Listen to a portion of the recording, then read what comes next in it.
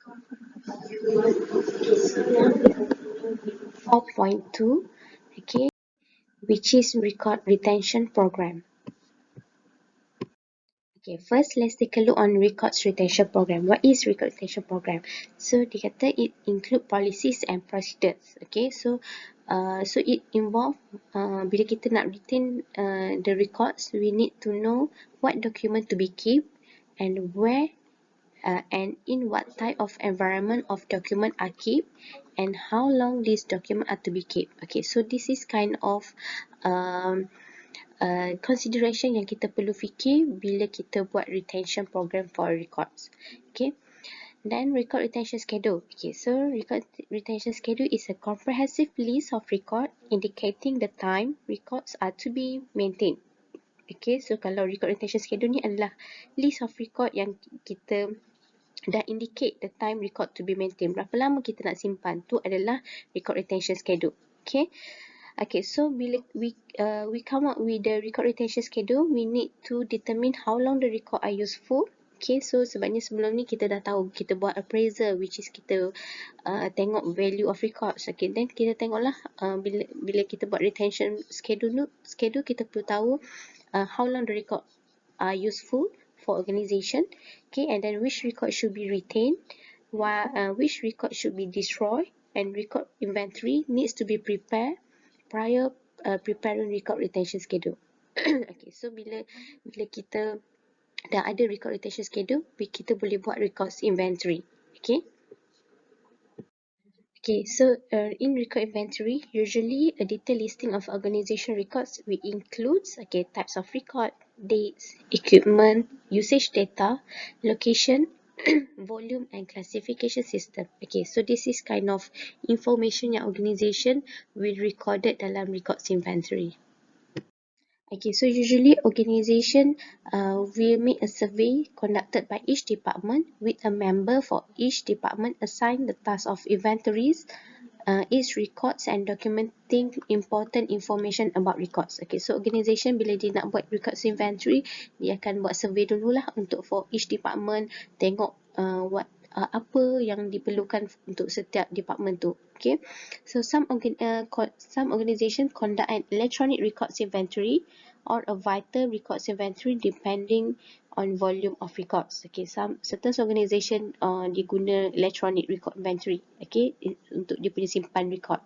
Okay, but some organization use barcode and radio frequency in identification, or we can call as RFID technology to speed the records inventory process. Okay, so or else kalau large organization, dia akan pakai barcode ataupun radio frequency identification untuk dia keep dia punya records inventory. Okay, so barcode can be identified as a coding system consisting of vertical line or bar set in a predetermined pattern that when read by an optical reader can be converted into machine readable language. Okay, so barcode ni adalah coding system which is vertical line kan, line barcode tu ada line-line kan, so tu adalah kita panggil sebagai barcode, which is bila system or optical reader read the barcode, then dia akan convert into machine readable language. Okay, then it used for tracking location of document, folder or box of records. Okay, so usually barcodes will be labeled, may be placed on individual document or an folder and box label. Okay, so tu kalau organization yang guna barcode untuk dia punya coding system. Okay. Okay, next is radio frequency identification, RFID. Okay, so it's a technology that incorporated the use of electromagnetic or electrostatic radio frequency to identify an object, animal or person. Okay, so RFID ni macam chip lah sebenarnya. Okay, which is kita guna electromagnetic or electrostatic radio frequency to identify the object or animal or person. Advantage dia, it does not require direct contact or lens of sight scanning. Okay, so for RFID system consists of three components, which is antenna, a transceiver or reader, and a transponder, okay, which is the tag or chip. Okay, using microchip to transmit encoded information wirelessly through antenna. RFID tag are activated when placed in transmission field of a reader. Okay, so benda tu bila kita encoded information melalui antena dia, okay, and then information tu dia akan aktif and then bagi tahu benda tu dekat mana sebenarnya. Okay, okay, so RFID consists of tag which is encoded that identify document, folder or box. Okay, so maknanya kita boleh letak sama dekat document itself atau folder ataupun box. Okay, but because of information is transmitted automatically, okay, sebabnya kita boleh transmit the information automatically beyond line of sight.